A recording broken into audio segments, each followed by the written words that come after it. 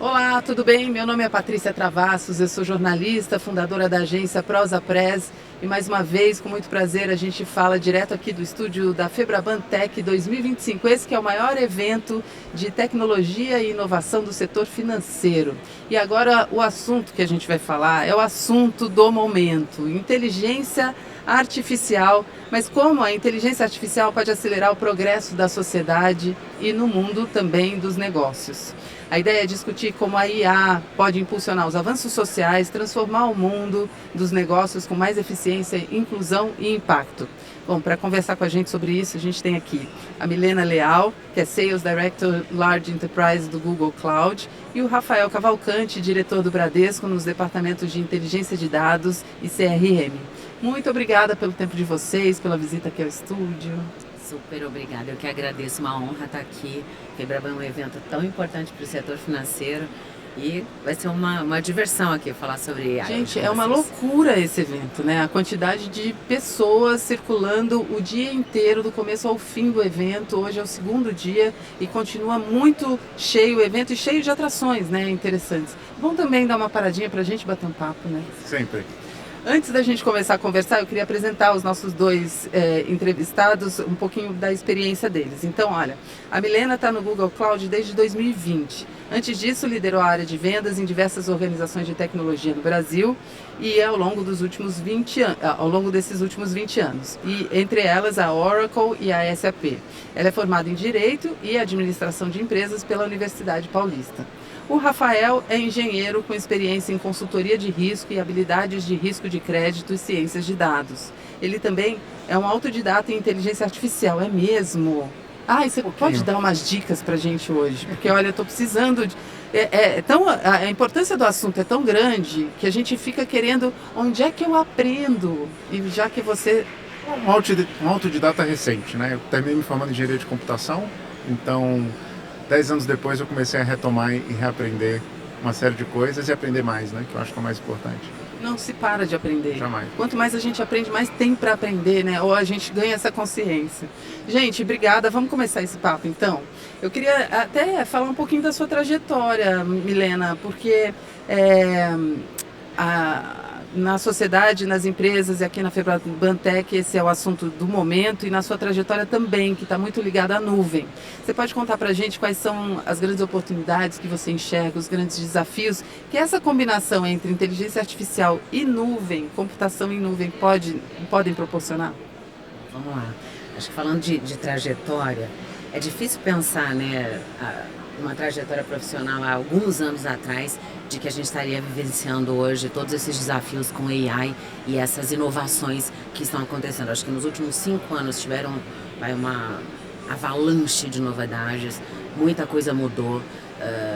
Como você mencionou, eu trabalho no Google Cloud desde 2020, mas nós já falamos no Google, né, de AI há mais de 10 anos. O Google é pioneiro em AI, agora AI generativa.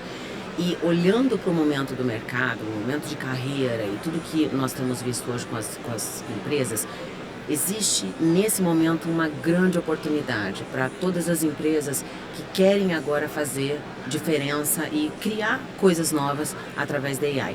Eu acho que podemos pontuar aí algumas oportunidades e desafios. Queria começar primeiro pelos desafios, que eu entendo. Acho que o maior desafio que a gente tem hoje, começando por pessoas, é o conhecimento. Então, nós temos hoje um desafio de talentos, de pessoas que conhecem a AI. Então, nós temos uma responsabilidade muito grande com a formação, você comentou, né? Qual é o desafio que a gente tem hoje de aprendizado? Aonde eu busco essa informação? Ela está em todo lugar, ela está espalhada, mas nós precisamos, como organização, ter a responsabilidade de formação dessas pessoas. Um outro desafio muito grande é com a segurança de dados, obviamente. Como é que você usa isso, né? Como é que você treina modelos para que eles não tenham vieses, para que eles sejam seguros, para que a gente esteja trabalhando com os dados corretos. E, obviamente, toda essa evolução de modelos e acesso a essa informação. Enquanto oportunidade, eu acho que a IA vem para democratizar esse, né, acesso à informação às pessoas.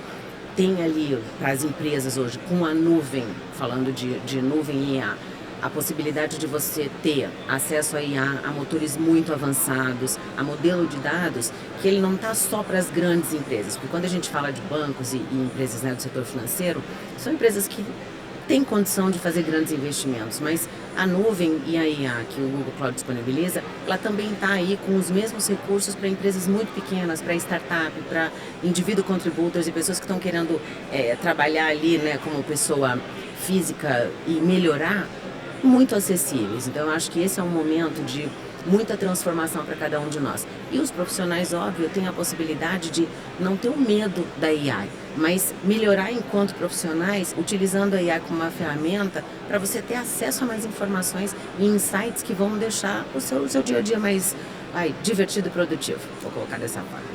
Você sabe que eu tenho às vezes a impressão de que o momento que a gente vive de IA generativa tem muito a ver com o momento que a gente viveu da pandemia em termos de democratização de uma tecnologia meio que de repente todo mundo precisa já saber disso.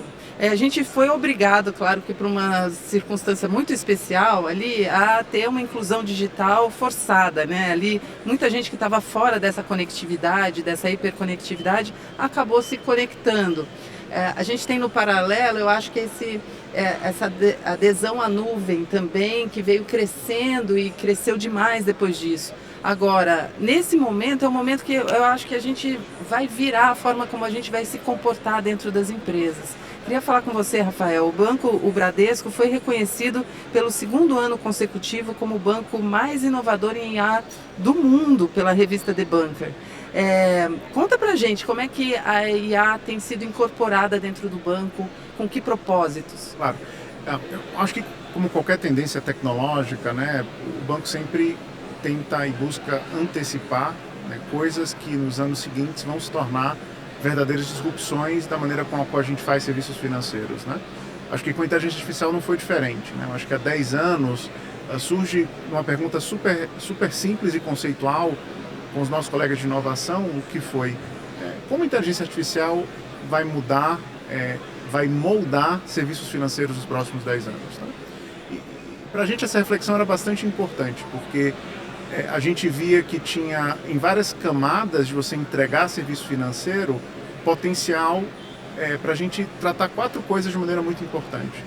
Primeiro, eficiência operacional, ou seja, a nossa capacidade de automatizar coisas e automatizar coisas com inteligência seguramente faz da gente uma organização cada vez mais eficiente. O segundo é aprimoramento de controles. Eu acho que no mundo que vinha se tornando e continua se tornando cada vez mais transacional e cada vez mais transacional 24/7, é fundamental que a gente tenha tecnologia capaz de identificar padrões complexos, seja para a gente pegar uma fraude, seja para a gente antecipar potenciais suspeitas de lavagem de dinheiro, que são questões que, conforme o sistema se torna mais sofisticado, a gente precisa de tecnologia mais poderosa para enfrentar.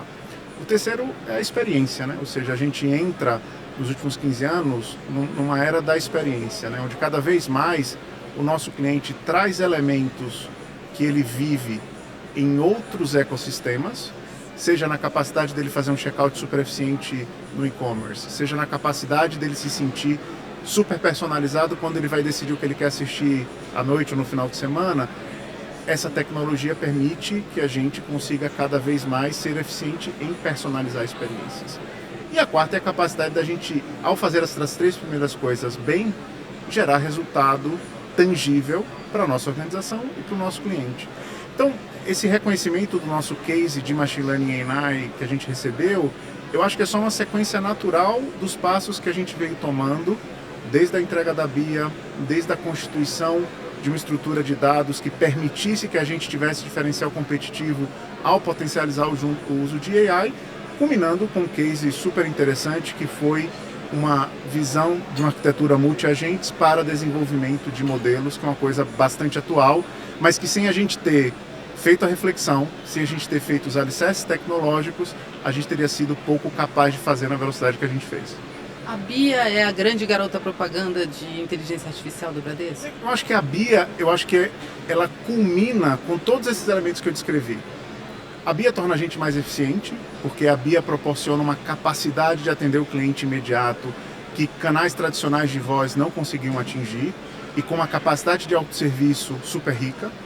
A Bia permite uma personalização no engajamento, ou seja, ela, conforme a gente veio tornando ela mais transacional, ela entende o que você quer, entende o que você precisa e consegue dialogar com você em cima disso. A Bia também permite com que a gente tenha a capacidade de aprimorar os nossos controles em atividades de diálogo com o cliente, e a Bia permite com que a gente tenha engajamentos significativos com os clientes. Então, eu acho que essa nossa solução, esse nosso asset tecnológico que a gente tem há 10 anos, permitiu também uma outra dimensão que é um diferencial competitivo importante. O nosso cliente já vem dialogando com o Bia há 10 anos. Já tem uma intimidade. Então, quando a gente coloca para ele novos elementos de sofisticação, seja porque a gente habilitou uma transação autocontida, seja porque a gente melhorou a capacidade conversacional, porque a gente colocou GenAI, o cliente tem uma percepção de melhoria de serviço. O cliente engaja. A gente tem ela hoje disponível para 24 milhões de clientes. São mais de 3 bilhões de interações que os clientes fizeram com a Bia, para tirar dúvidas, para fazer transações. A Bia passou de uma coisa puramente conversacional, de pergunta e resposta, para fazer transações pelo cliente. Ela faz um Pix para você pelo WhatsApp, se você quiser. A Bia também passou a ser um canal de tão confiança que a gente checa algumas questões de suspeita de fraude por ela. Porque, veja bem, a gente tradicionalmente usa 2 canais. SMS, hoje, né, se a gente olhar no nosso celular, a gente recebe SMS mais do que a gente gostaria sobre temas que não necessariamente nos interessam. A gente nem abre, né? O segundo seria uma ligação telefônica. O que acontece quando a gente recebe uma ligação telefônica de um número que a gente não conhece? Não. Agora o nosso cliente conhece a Bia. Então a Bia confirmar com ele, olha, eu vi aqui uma transação, não sei se é exatamente você pode confirmar? Tá lá no WhatsApp, o cliente confirma. Então a Bia é justamente esse trademark que traz para a gente todos esses elementos em algo que é muito fácil de explicar e dialogar. Gente, ontem a gente teve um papo aqui sobre operações autônomas. E aí, tô vendo o dia em que a Bia vai tomar uma atitude com o meu dinheiro e ela mesma vai tomar decisão. Ela só vai fazer isso se você quiser. Se você Porque eu acho que essa é uma questão importante, certo? Essa questão da transparência, eu acho que a gente fala muito de agentes autônomos, a gente fala muito de arquitetura multi-agentes, mas a decisão de deixar agentes autônomos operarem e a decisão da gente deixar e optar por um caminho A ou B ainda é uma decisão nossa como seres humanos. A decisão de tudo é nossa, no fim das contas, né? A criação dessa inteligência artificial é humana. A gente precisa bater o pé que isso é nosso, essa rede é nossa, né? Tá na nossa mão. E aí eu queria voltar para essa analogia em relação à trajetória de transição para essa tecnologia na nuvem, para esse momento que a gente está vivendo com inteligência artificial. Você acha que dá para a gente fazer esse comparativo, né? Eu não sei se é exatamente um comparativo. Eu vou complementar, acho que de 2 formas, porque eu também eu tô com várias coisas que o Rafa comentou aqui da Bia, que eu queria aproveitar e responder, e fazer um link. Mas acho que primeiro, com relação a fazendo um paralelo do momento da migração, né, que tinha aquele ambiente on-prem para a transação de você fazer a migração para a nuvem, a transição, e esse momento de AI, eu acho que o grande paralelo que eu vejo disso é começa pequeno, pensa grande, escala rápido. Porque isso é o que todas as empresas precisam fazer, né? Eu vou colocar grandes volumes muito rápido, é um risco, então você precisa testar, você precisa garantir que o dado esteja correto, você tem que se estruturar para que isso seja muito seguro, para a gente não ter nenhum problema futuro quando você for colocar isso num ambiente maior e escalar. Eu acho que esse é um paralelo super importante, então por trás disso você precisa ter um parceiro que tenha a possibilidade de te dar essa escalabilidade, como o Rafael comentou. Poxa, a gente está falando de dezenas de milhares de clientes.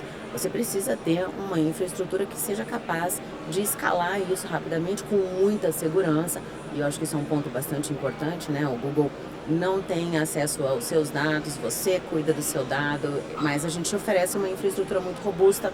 Um grande diferencial do Google Cloud é que as GPUs, as TPUs, elas são produzidas por nós não temos nenhum tipo de dependência de terceiro para isso, então isso dá uma confiabilidade e segurança para os nossos clientes, mas sobretudo pegando aqui um gancho com o que o Rafael comentou, falando da Bia, desse processo de AI e de migração de dados, né? Quando a gente observa essa transição que a gente tem vivido, olhando para os nossos clientes e como o Google Cloud pode ajudar os clientes, você tem ali toda uma experiência de usuário, né, que precisa ser preservada. Quando a gente fala do mercado financeiro, sempre é muito discutida a questão da principalidade, né? Nós temos aqui contas em vários lugares, mas o Bradesco quer que a gente tenha conta só com ele. E a Bia tem que ser esse canal de engajamento, né? Ela tem que propiciar para o usuário essa possibilidade. Nós temos ajudado os nossos clientes justamente a pensar como é que você aplica tecnologia e inteligência artificial para criar essa experiência ultra personalizada. Nós temos soluções que elas ajudam na melhor recomendação de produtos para que você, entrando lá no seu banco e precisando de um empréstimo, você receba uma oferta de empréstimo e não uma informação, né, diferente disso. Nós temos soluções para fazer a busca adequada, nós temos soluções que permitem melhorar todo esse canal de comunicação para que não seja um chatbot como era antigamente. E hoje, antigamente não, vírgula, hoje, né? Existe, Você gostaria disso? Clique 1, 2 ou 3. É muito chato esse tipo de interação. E nós vemos que hoje, alguns bancos como o Bradesco, por exemplo, já estão trabalhando para que essa interação ela seja muito humana, muito humanizada, muito natural. E isso é bacana de poder aplicar a inteligência artificial para isso. Nós temos ajudado os nossos clientes a tornar essa usabilidade da inteligência artificial no reconhecimento, na voz, na compreensão para fazer análises preditivas, mas também ser provocativo. Eu não quero falar com a Bia e que ela não compreenda o que eu estou pedindo. Muito pelo contrário, eu gostaria que a Bia compreendesse com base em todas as informações que o Bradesco tem a respeito de mim como cliente e me trate dessa forma, me faça ofertas corretas, me reconheça, compreenda a minha navegação quando eu entro no aplicativo. Interessante falar isso, que a gente fez um estudo financeiro chamado FinFacts, que a gente faz todo ano há 4 anos, a gente fez um estudo para 18 instituições financeiras e só 2 instituições financeiras têm aplicativos que realmente fazem ofertas como os agentes, que te dão ofertas contundentes e te fazem realmente ofertas de produtos corretos, tem esse tipo de interação. De 18 que nós pesquisamos, só 2 responderam adequadamente. Então, olha quanto espaço a gente ainda tem de aplicação dessa tecnologia para melhoria do engajamento com o cliente, para transformar essa relação numa relação que ela possa direcionar para a principalidade que os bancos querem, realmente de forma mais ágil e mais rápida. Acho que esse é o principal objetivo. E, obviamente, com tudo, a segurança, claro. Pois é, eu acho que é uma oportunidade de novos negócios, né? Porque o que a gente tem de dados disponíveis hoje, vocês podem criar produtos quase que realmente hiperpersonalizados, né? Fala pra mim. Eu acho que a gente tem que entender bem esses diferenciais competitivos, né? Ou seja, hoje a gente tem muitos serviços de AI que, como a Milena bem colocou, elas estão disponíveis num provedor de cloud, né? Eu acho que a grande questão é a maneira com a qual a gente consegue fazer 2 coisas, né? Gerar experiências únicas com essas soluções e alavancar o que a gente tem de expertise e de dado interno, né? Ou seja, qualquer solução que a gente faça somente alavancando um serviço que é um serviço bem feito de LLM, né, que é o modelo de linguagem, ela se torna bem fácil de ser replicada por outra pessoa. As soluções que a gente embarca dentro de uma perspectiva de experiência e usa dado e informação para personalizar, é onde a gente adquire verdadeiros diferenciais competitivos e consegue manter o passo com a disrupção do mercado. Porque só vocês têm aqueles dados, né? Só a gente tem um valor de proposição único, né? E aí eu queria falar de governança, porque esses dados e a segurança desses dados é algo muito sensível, né? Então, como é que a gente garante para a liderança, inclusive, que esses dados com inteligência artificial estão assegurados? Eu acho que a gente tem que entender que não existe uma estratégia de inteligência artificial que não inclua de maneira explícita e clara o conceito de IA responsável e de cuidado com a privacidade, né? Eu acho que cada vez mais aquela lógica de que eu posso fazer o que eu quiser com um determinado dado já foi completamente desconstruída, seja por um valor da sociedade, seja por uma regulação muito clara que a gente tem chamada, que é LGPD, né? Ou seja, organizações entendem, e esse é um valor muito forte no Bradesco, que a utilização de dados do cliente é um privilégio, uma relação de confiança e que existe uma linha muito tênue entre personalização e invasão de privacidade. Talvez a gente possa dizer que usar o seu peso e a sua altura para eu dizer, olha, provavelmente você usa uma camisa M, é uma super experiência. Usar eventualmente essa informação para diferenciar preço não parece que é eticamente justificável numa cadeia básica de entendimento que a gente tem. Então veja bem, é o mesmo conjunto de dados para propósitos muito diferentes. Eu acho que é esse tipo de framework o que a gente chama de IA responsável, e para fazer isso não é só uma perspectiva descritiva, é uma perspectiva técnica, porque a nossa capacidade de gerar modelos, a nossa capacidade de gerar experiências e a maneira com a qual esses grandes modelos de linguagem se comportam, a gente precisa ter também tecnologia ao nosso lado para fazer esse tipo de teste. Então, cada vez mais a gente vai ver outras IAs testando IAs em cima de critérios de salvaguardas, porque ela vai conseguir fazer isso massivamente. Ou seja, o processo da gente colocar uma solução de chat pessoa física, que hoje a gente atende mais de 3 milhões de clientes, que é uma combinação de um atendimento por inteligência artificial e depois atendimento humano para necessidades específicas, passou por um conjunto exaustivo de testes. Não somente para saber se eu vou estar dando respostas certas, mas para saber se eu não estou fugindo do perímetro do que aquela solução se propõe. Ou seja, perguntar se um time A ou B foi campeão mundial é absolutamente pouco relevante para a BIA. E o nosso cliente não espera que a BIA responda isso, mas responder sobre serviços financeiros, responder sobre como você pode fazer um Pix, responder sobre uma oferta de crédito é dentro do escopo. Então são essas coisas que devem se compor como parte da sua estratégia, e a responsável como um pilar crítico. Você quer completar essa questão? Eu concordo super com o Rafa, acho que a questão da IA responsável é o início de tudo. Acho que a segurança do dado é o cerne e a base para qualquer início de trabalho também, com dados e inteligência artificial, no Google Cloud. A gente tem uma preocupação muito grande porque o dado, como o Rafael comentou, é seu. Nós não usamos os dados dos nossos clientes para melhorar os nossos modelos, e isso tudo é feito com uma segurança muito, muito grande.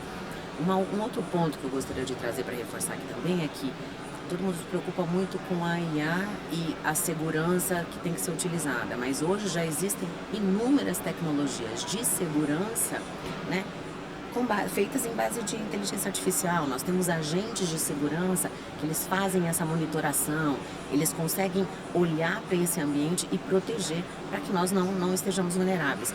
Então é olhar para isso e trabalhar de uma forma que nós retiremos dessa tecnologia o melhor possível. E obviamente a gente como humano vai estar aprendendo todos os dias como fazer melhor.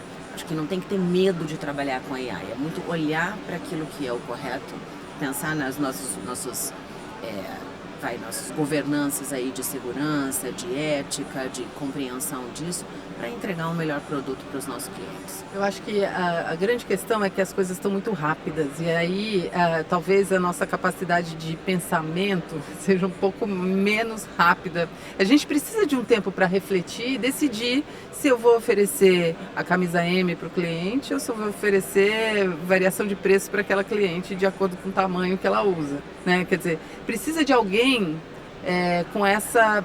São as habilidades que a gente precisa desenvolver hoje, humanas, para a gente ser esse novo profissional e poder acompanhar essa velocidade da inteligência artificial. Vamos falar um pouco desse novo profissional? Porque a gente está nesse momento em que, ok, de um lado tem os empregos ameaçados, as funções ameaçadas, de outro lado tem as funções que estão sendo criadas pela IA, mas no meio disso tudo tem um universo de funções que estão sendo transformadas e precisam melhorar.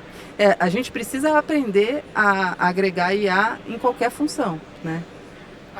Eu acho que assim, são ciclos e ciclos que a gente vive com tecnologia e que, como acelerou muito, a tecnologia está cada vez mais presente no nosso dia a dia, no nosso trabalho, né? Ou seja, quando a gente falou de microcomputador há uns 50 anos, foram dilemas muito parecidos, né? O que vai acontecer com a minha habilidade de datilografar, certo? Quando a gente construiu centrais telefônicas automáticas, o que vai ser do pessoal que trabalha como telefonista, né? Eu acho que a grande questão do que essa tecnologia em especial se coloca é justamente uma possibilidade da gente conseguir fazer upskilling e reskilling a um custo muito baixo. Porque o conhecimento se torna bastante acessível por conta desses LLMs. certo? Ou seja, cada vez mais a minha capacidade de me informar sobre um determinado tema, ela é muito mais aberta e ampla do que era há 10 anos. Para muita coisa que hoje a gente tem acesso imediato, para uma tecnologia que foi aberta, a gente há 10, 15 anos tinha que ou estar dentro de um nicho muito específico acadêmico para aprender, ou estar esperando todo ano a FebraBanTech para se conectar. Mas a grande verdade é que hoje, né, tá na palma da nossa mão conseguir perguntar, conseguir entender. E isso está muito associado a gente revisitar a maneira com a qual nós aprendemos e avaliamos conhecimento. Há 2 anos eu tive a oportunidade de participar lá no Habitat, num debate, era um ecossistema aberto, e teve uma professora que me fez uma pergunta: o que vai acontecer? Eu vou passar uma atividade de casa pro meu aluno, ele vai perguntar para a inteligência artificial e vai tirar 10? Eu falei, olha, mas talvez a grande questão aqui é muito menos sobre o aluno fazer isso, mas a maneira com a qual a gente efetivamente avalia conhecimento e capacidades. Quais são os skills futuros, né? Os skills futuros vão ser ressignificados. A gente talvez durante muito tempo pensou que a tecnologia ia acabar ou ia limitar muito a nossa capacidade de ler, né? Mas hoje tem uma coisa chamada engenharia de prompt, que é a capacidade de você fazer perguntas. Hoje a gente tem uma máquina que nos dá resposta, mas muitas vezes a gente não consegue formular as perguntas. Então eu acho que, sob o ponto de vista social e de mercado de trabalho, a gente tem uma ferramenta que vai potencializar a produtividade, vai potencializar aprendizado e vai principalmente abrir novos horizontes que, para o profissional há 15, 20 anos, com a tecnologia que existisse, se reinventar, era muito mais difícil do que é hoje. A minha dúvida, fazendo uma provocação, você quer falar? Não, pode falar. Depois eu pego o gancho aqui. Se a gente tem aí uma ferramenta que pode realmente nos avançar socialmente, dar oportunidades, abrir esse horizonte, ou abrir mais um parâmetro de desigualdade, aprofundar as diferenças, as desigualdades. Eu não acredito. Eu acho que assim, a desigualdade está aí e infelizmente ela existe. Eu acho que essa tecnologia, ela traz a possibilidade de ajudar muitas pessoas que antes não tinham acesso à informação, a ter essa informação de uma maneira mais simples e mais fácil. Rafael trouxe um ponto que eu acho super relevante. Eu tenho aprendido todos os dias a fazer perguntas melhores. Então, o meu aprendizado, ele está em como fazer melhores perguntas para ter melhores respostas. Olhando hoje o nosso dia a dia, eu não vou mentir, gente, vou contar aqui um fun fact para vocês. Eu fiquei sabendo do nosso podcast ontem, e aí eu falei, meu Deus, eu vou ter que preparar as perguntas. Eu usei o Gemini para me ajudar aqui. E ele me ajudou a montar o scriptzinho para eu não esquecer as coisas que eu tinha que falar. Só que você fala, puxa, mas está errado fazendo um link aqui com a escola, né? Não, e afinal de contas é a metalinguagem disso aqui. Exatamente. Né? A gente está falando disso. Cabe para a gente entender que isso é parte do nosso processo de capacitação, porque se a gente falar exatamente o que o Gemini nos falou, ou qualquer outro LLM, as pessoas não vão estar aqui escutando a gente e vão estar fazendo essas perguntas no seu celular. Exatamente. Né? E eu acho que tem uma outra perspectiva de inclusão que é importante, que a gente não deve subestimar o quanto essa capacidade conversacional ela se torna mais inclusiva, certo? Num país tão diverso, tão amplo, com regionalismos, não é tão trivial as pessoas acessarem internet banking, que muitas vezes são feitos para um público que era historicamente bancarizado, que é muito diferente do público que a gente precisa bancarizar agora, seja no aplicativo. Quando você desmaterializa isso e traz para o universo do texto, certo? É muito difícil hoje você talvez pegar uma pessoa de 65, 70 anos e explicar para ela como funciona um mobile. A gente foi bem sucedido na pandemia, porque foi uma necessidade, mas não é tão trivial. Mas o WhatsApp, por exemplo, é um canal que essas pessoas usam. Então, o que a tecnologia nos permite? A tecnologia nos permite fazer uma distribuição de produtos financeiros, onde, em vez da gente ter aquela carga, né, de eventual um aplicativo que é um pouco mais pesado, que tem um bocado de opção que não necessariamente a pessoa entende, de usar o mesmo local que ela usa para se comunicar com a família, para se comunicar com os vizinhos, para se comunicar com os amigos, para se comunicar de serviços financeiros. E através de linguagem, que é muito mais simples, né? Através de linguagem.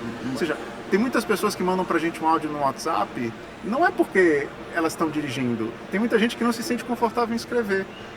Como é que a gente consegue pegar esse áudio e transformar em conhecimento e conseguir processar? São tecnologias que fazem a conversão do speech to text que nos permite processar isso de uma maneira estruturada. Então, tem várias componentes. Eu acho que como todo elemento tecnológico, ou seja, essa mesma tecnologia que a gente usa para se defender de cyber attack, a gente provavelmente está sendo atacado porque a capacidade das pessoas gerarem ataques massivos, ataques sofisticados, também está sofisticando. Incrivelmente. A mesma tecnologia que a gente usa para checar fatos é a mesma tecnologia que as pessoas conseguem usar para gerar fake news.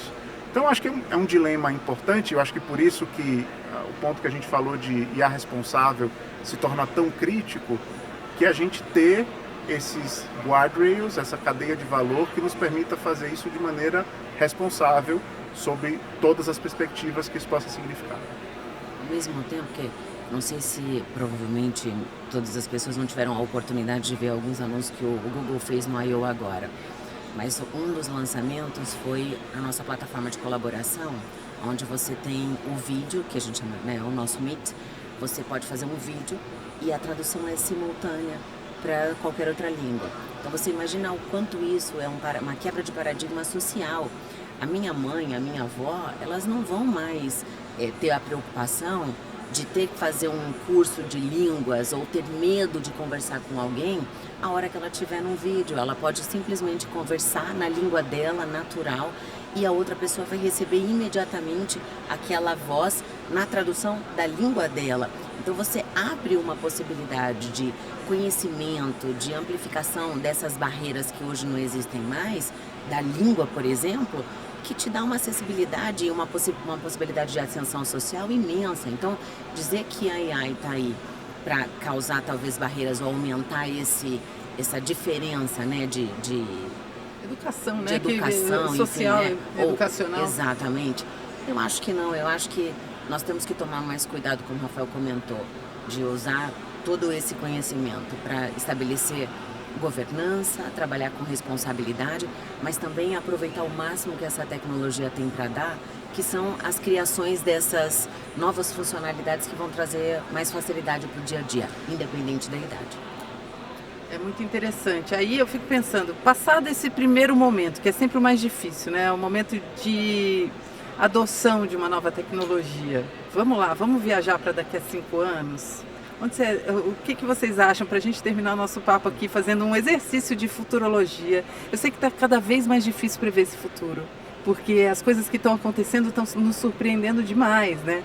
Mas já que eu estou aqui com 2 especialistas, me ajuda aí, Rafael. Eu acho que na perspectiva de serviços financeiros, eu acho que minha grande ambição é que, assim como a nossa organização, quando pensa num produto, num serviço, pensa no canal digital, pensa na maneira com a qual a gente vai autenticar o cliente, pensa em biometria, pensa em camada de distribuição, ela pensa num portfólio de soluções de IA que vai ajudar ela a gerar experiências únicas. A gente tem essa convicção muito forte, a gente investiu e vem investindo muito esforço nisso. A gente está fazendo uma construção proprietária do banco de uma plataforma chamada Bridge, que é Bradesco Inteligência de Dados Generativa, que tem a ambição justamente de tornar acessível serviços fundamentais para entregar experiências de serviços financeiros para que nossos times consigam trabalhar. Então, hoje, a gente pensar, preciso sumarizar um conteúdo, preciso extrair conteúdo de um documento, preciso transformar a voz em texto, preciso gerar uma caixa de diálogo. Isso tudo dentro do Bradesco se torna uma componente estrutural. Essa componente estrutural, ela deixa de estar disponível somente para o time que cuida de AI e se torna disponível para cada product owner, para cada desenvolvedor que precisa conceber soluções, e isso é inclusive também para que a gente consiga acelerar o nosso processo de entrega de solução. Helena. Isso, eu vejo, né, comentando como o Rafael falou, a gente falou aqui, né, há pouco tempo atrás a gente tinha falta de conhecimento de determinadas tecnologias. E isso tudo mudou muito rapidamente com a pandemia, agora todo esse uso intensivo de IA. Acho que daqui a 5 anos nós vamos ter muito mais conhecimento a respeito dessa tecnologia, ela vai se tornar muito mais amplamente divulgada e utilizada, e nós vamos ter profissionais muito melhor capacitados. Eu vejo esse momento como um momento onde a AI vai ser o nosso grande agente ali, o nosso grande parceiro de dia a dia, e nós vamos ter a possibilidade de nos focarmos naquilo que é mais significativo, relacionamentos com pessoas, o cuidado humano que nós precisamos ter e focar o nosso tempo em temas mais estratégicos e importantes. Aquilo que é corriqueiro, aquilo que antes demandava muito tempo de análise, de predição, de coisas que tomavam o meu tempo para fazer essa análise e depois poder agir, ele vai estar muito mais simples. Então eu vou ter mais tempo para usar esse tempo com coisas que sejam mais significativas. Isso me parece muito bom e é assim que eu gosto de terminar nossos painéis, entendeu? Com alguma boa notícia ou alguma esperança gostosa, assim, para a gente pensar no futuro. Queria agradecer demais de novo o papo, o tempo de vocês, foi muito bacana a gente fazer esse exercício, eu acho que é muito saudável, né? A gente começar a imaginar como é que a gente pode integrar tudo isso à nossa vida como cliente, como banco, como instituição financeira, como empresa de tecnologia. Agradeço demais a especialidade de vocês, o know-how de vocês que vocês compartilharam aqui. Muito obrigado, Patrícia. Muito obrigado, Milena. Obrigada, Rafa. Obrigada, Patrícia. Foi ótimo. Obrigada. E repetindo, Milena Leal, Sales Director de Large Enterprise do Google Cloud, e Rafael Cavalcante, diretor do Bradesco nos departamentos de Inteligência de Dados e CRM. Muito obrigada a você, a todos vocês que estão aqui em torno desse estúdio de vidro, que acompanharam ao vivo a nossa conversa, e a você que está de casa, do escritório, da academia ou do trânsito, acompanhando aí a nossa gravação. A gente continua por aqui no estúdio Febraban Tech 2025 para outros papos tão interessantes quanto esse. Muito obrigada. Obrigado, galera.